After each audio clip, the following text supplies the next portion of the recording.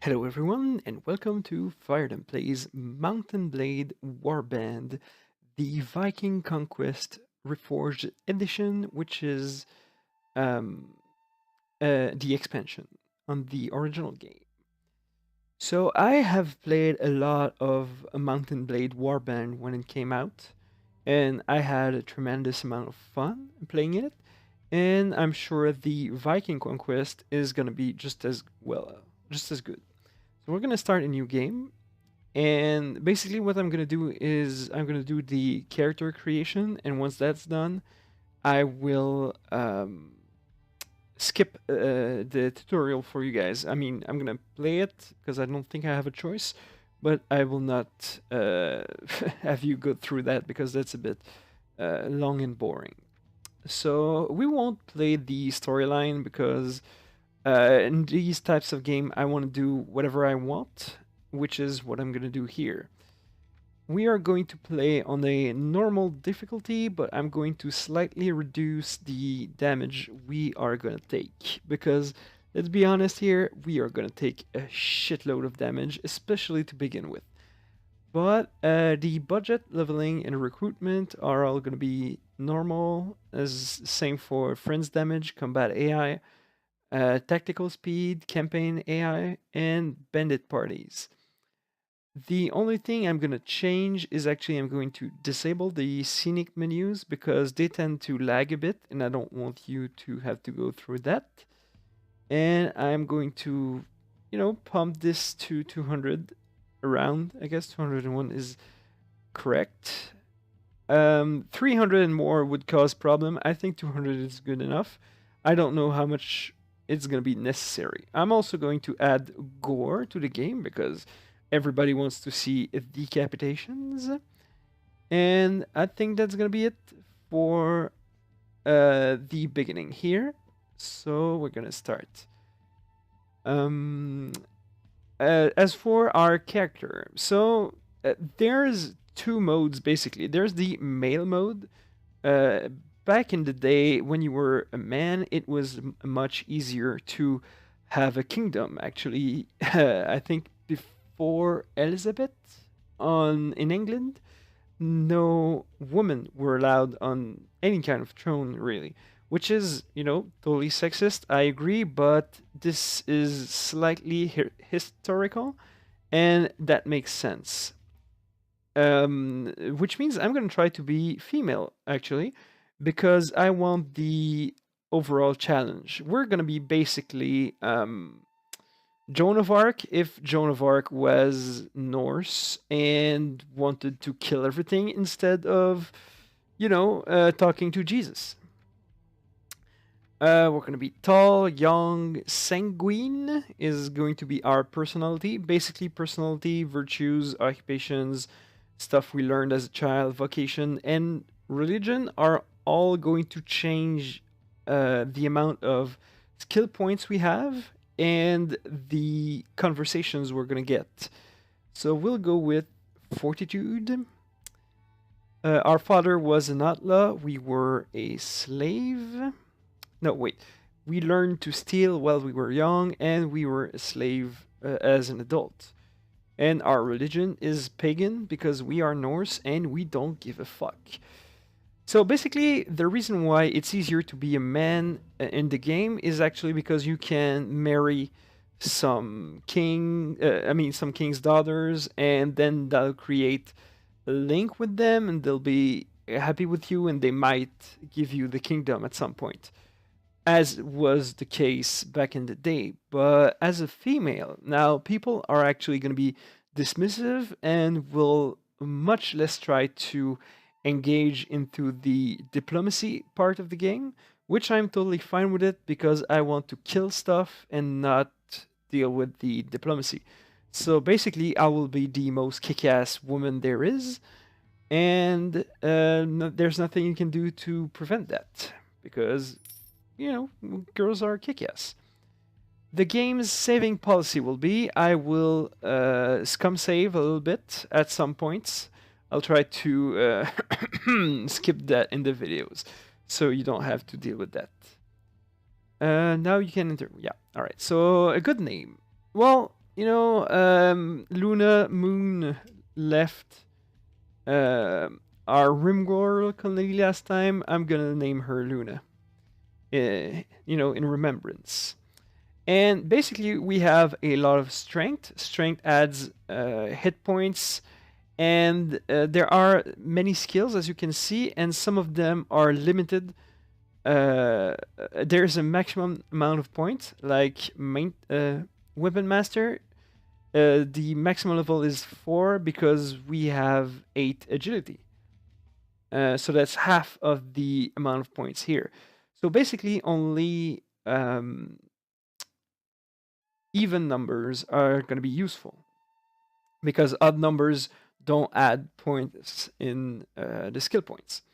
So we want charisma, a lot of it, and strength. I'm going to get in another point. Every 5 levels, you get an extra point to add to attributes like this. So that should give us more points. Right? So we have 8 points, 8 skill points to put, and we want to put them in leadership to begin with, because that leadership, what that does is, as you can see on the top right, it gives us more troops and reduce the wages those troops cost. And basically, the bigger the army we have, the easier things are going to be. We are also going to add a little bit of inventory management so we can carry more stuff with us. And we are going to maybe looting, amount of loot. That's not necessary for now. Frequent maintenance of your equipment will lower the chances of it breaking in battle. Each point of this skill reduces the probability of breaking by 7%. That might be very useful. Oh yeah, I want points in seeking. I have not played with boats yet, but or ships, I guess. Well, I guess seeking gives us more ships, and I want that. Well, it doesn't give us more ships. It gives us a bigger maximum amount of ships we can have. I'm not going to put points in navigation for now, because, as I said, I don't think I'm going to use ships early on, but it might be useful in the future. And I will probably give me 1 more point in something good out of... you can see on the top right, when it says leader skill, it means that it doesn't matter what the other characters in my team have. I'm the only one whose number means something. When it says party skill, it means it's going to add every level we have and give us the bonus points for the amount of level. Or is it going to take whichever has the biggest number in the party? I do not know. But basically that means that the more of this we have in the party, the better it is. And there is personal skill, which is mostly the damage things. It means that we can... it only affects us, the character that has the points. Actually, we're going to put 1 point in riding because we want to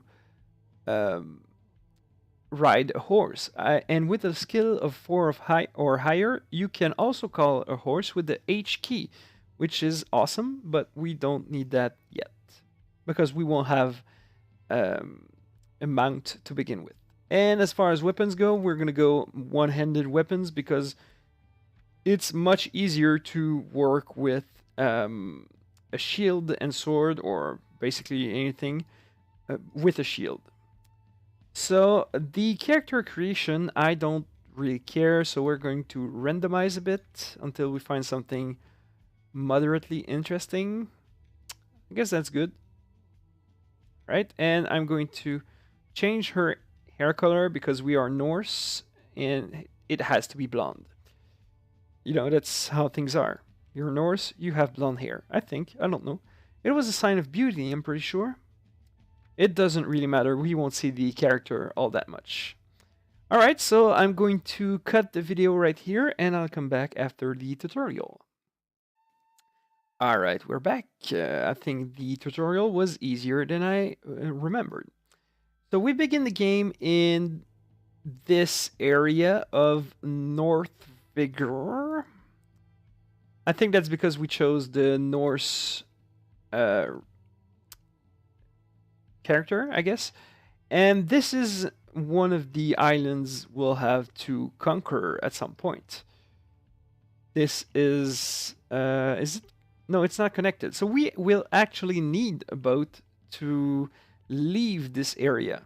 But I might be interested in. Well, I won't be able to capture all of this. All right. So the problem with this game is you can't really center your character. You have to move and then wait. Tutorial, blah blah blah. Nobody cares. All right. So these, as you can see, there are some names around. The gray ones are, I think they are, I actually don't know what they are. They're small towns, I guess, small villages. But no, those are the ones in pale gray.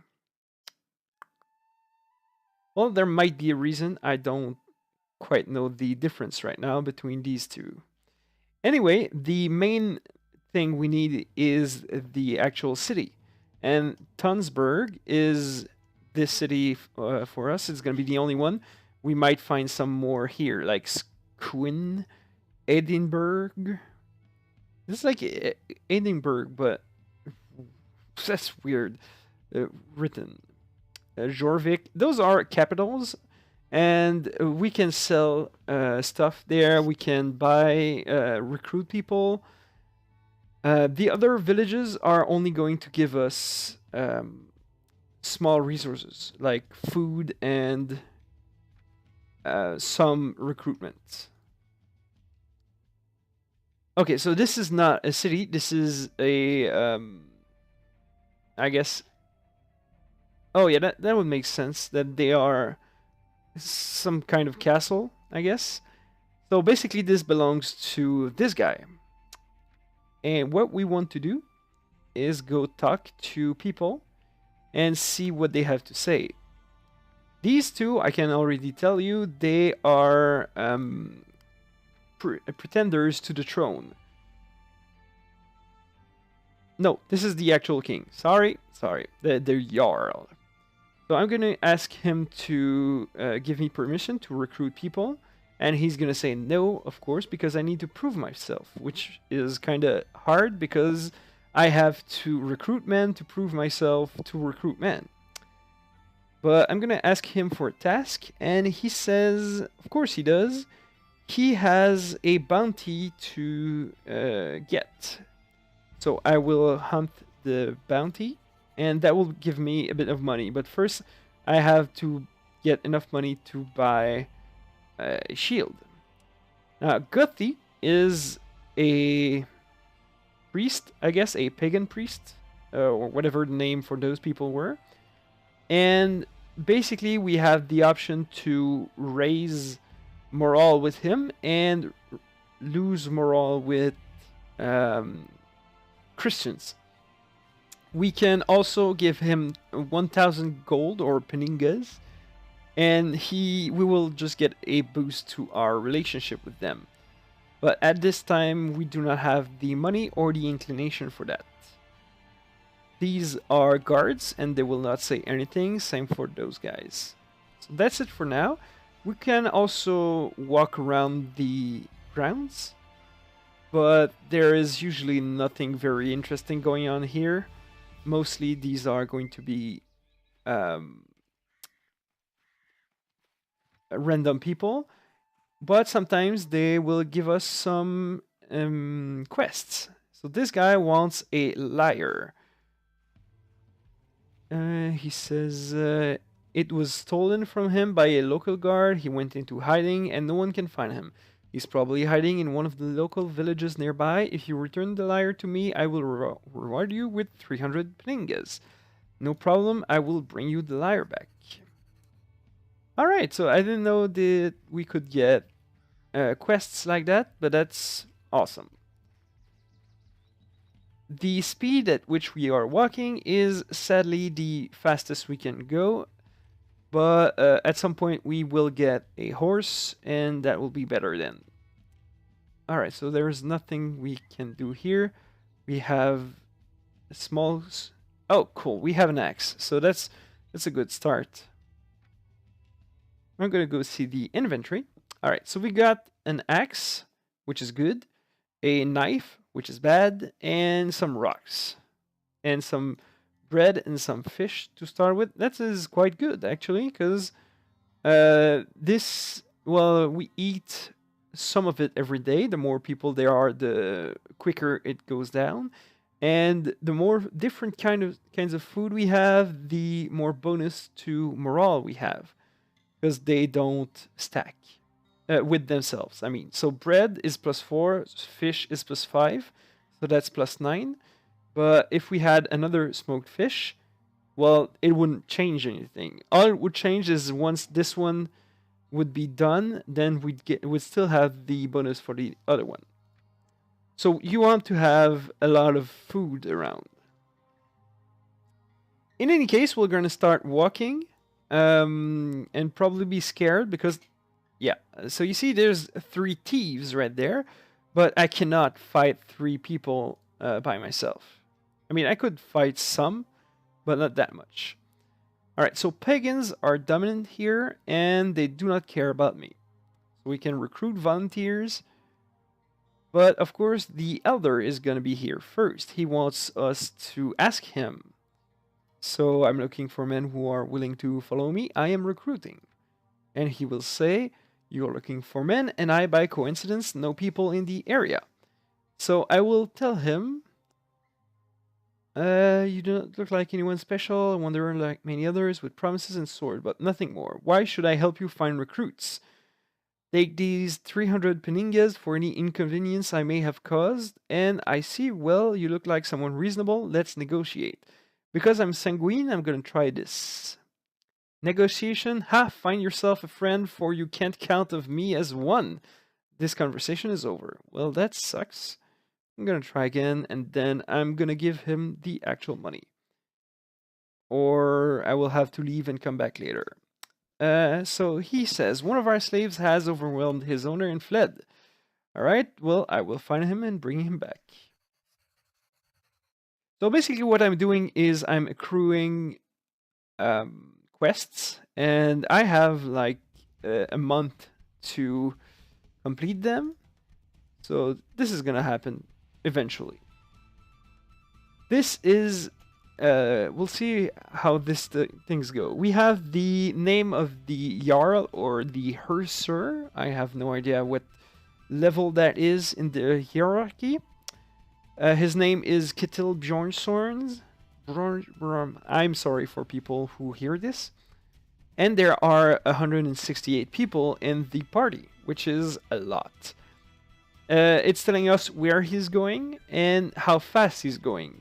I don't know compared to what this 5.3 is, but we can compare it to mine once I start walking, and mine, since I'm alone, is probably going to be around 10, which means I can easily catch up with them. And after that, we can see all the troops they have. The 100% means that this character is an NPC. Sometimes they're heroes or kings or jarls or whatever. And everybody else under that is regular troops. And they all have levels and different kind of, efficacy, I mean.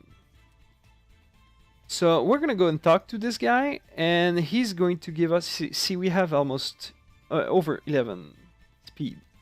So we are going to introduce ourselves and ask if he has any tasks for us. So he wants taxes and rents. We are going to say yes, but this is one task I'm going to have to wait before I have more people, since usually people don't like being taxed. The arrows you see on the ground are the tracks that are left by troops. Since I have... Let's go see the skills. Looting, trainer, tracking. I have a 7 level of tracking. I do not understand why. That's because of the jobs we looked at when we first started. So since I have a huge level of tracking, I know the size of the party and how long it's been since they've been there. I can also see mine, and I would see a lot of tracks of different tracks. It would be quite useful if I were chasing somebody. So this is another Lord's Hall, and I'm still going to talk to people. This is a wife or knowing more. She is the wife of the Jarl that lives there, and she is mother to 2 people. Basically, these women who are wives, they don't bring us anything. The only thing they do is they tell us where people are. So when we need to know where, let's say, Hesir Bjorn Ketilson gave us a quest, and we don't know where he is, we're going to find a woman living in a castle, and she will tell us where they are. And they can also help me improve relations with lords. But again, I am not playing the diplomatic game. I'm playing the in-your-face gonna kill you game. So I'm gonna go see if there are quests here for me, as there was in the other village. Reeve. I think the Reeve is the person who's taking care of this. All right. So he wants 5 loads of salt. And he says he will reimburse us for the expenses, which means we have to have money to get salt, to give it to him, and then he will give us more money. But we need tons by West Farmstead. We need to find the salt mine. Maybe it's Odin's Cave? Maybe? Oh, zoomed way too far there. Alright, I have no idea where it is, but we'll find it eventually. And it doesn't really matter if I get it at the salt mine or at the farmstead.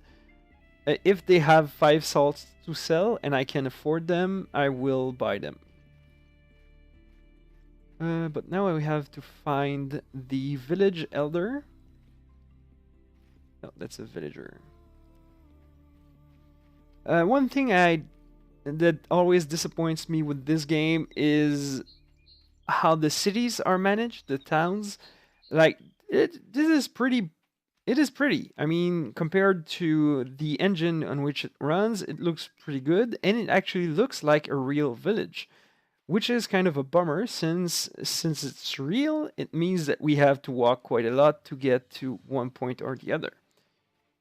So, I mean, we could ask them to pay us for protection, but he's just gonna laugh at us because we're alone and nobody knows us. I could ask him to work here, but it's gonna take me a day and give me 3 peningas, which is stupidly bad. Well, I mean, it makes sense, but in a peasant standpoint, but I'm not a peasant. So I would like to hire people, and he is gonna say 100 peningas for the lot. There you go. So he gave me 6 people for 100 peningas. And I'm gonna see if he has salt, which I don't think he has. Alright, well, that's disappointing to say the least. But we still, I mean, I could buy some dried meat.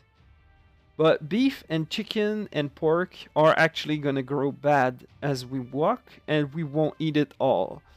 So only when we have a lot of spare money will we buy this kind of stuff. Alright, so we will take our leave. Now that we have 6 people with us, they are farmers. Now farmers are not good. They are going to be very bad to begin with, but at least they're going to aggro some of the enemies, which will allow me to fight. And once they are leveled up, they will upgrade to either a watchman or a hornman, depending on what I want. But we'll see once we reach that point. Alright, so now we are slightly more comfortable, which means we may fight soon. We're going to try to recruit volunteers, And have you seen any liar playing guards around here? Haven't heard or seen anyone like that, but if he is hiding here, you might be able to find him if you look around, which means I will have to look around. Do you have any task I can help with? No. And do you have some salt? Beef, soapstone, iron, and tar. Nothing we need. I mean, I could buy those and maybe sell them at a city for a profit, but right now it's not interesting for me. So he says I should pay him. I'm gonna say no, and he said yes. All right. Listen carefully. My influence is vast, blah blah blah. Of course, your time and help will be rewarded. It doesn't make any sense. All right, so he doesn't want us to recruit volunteers for now. So now we're gonna play some hide and seek. Basically, there may be some... Yeah, alright, so there's the nervous man. I'm gonna take out my axe and hope I can take him down. Talk to him. I'm looking for a murderer. You fit his description. I don't understand. I never killed anyone. I think you got the wrong man. Then drop your sword. If you are innocent, you have nothing to fear. And he says, no, fuck you. I say, alas, you cannot be made to see reason, and he is going to attack me.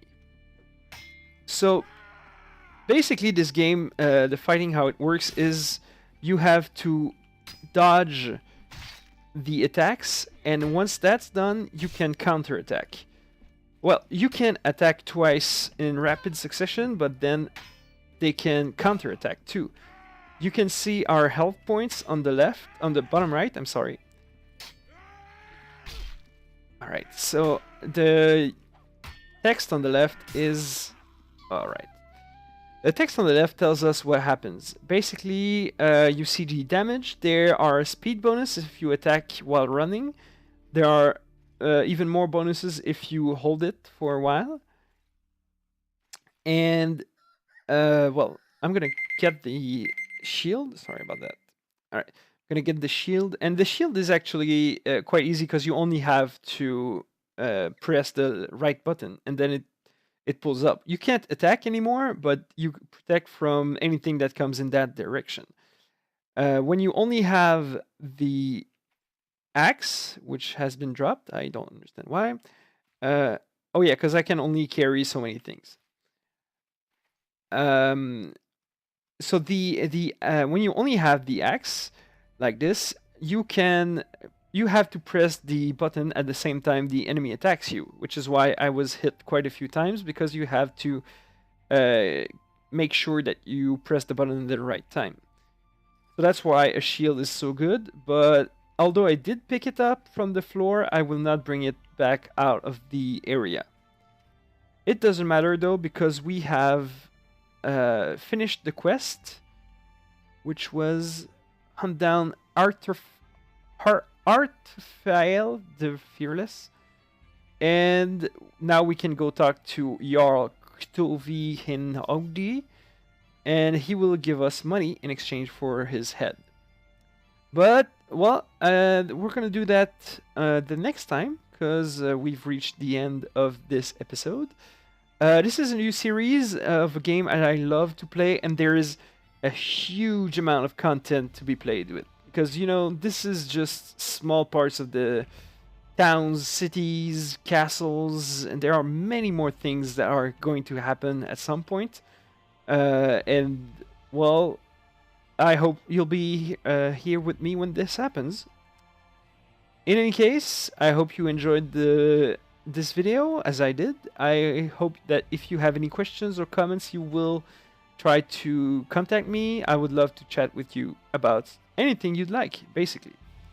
And in case, I hope I'll see you next time.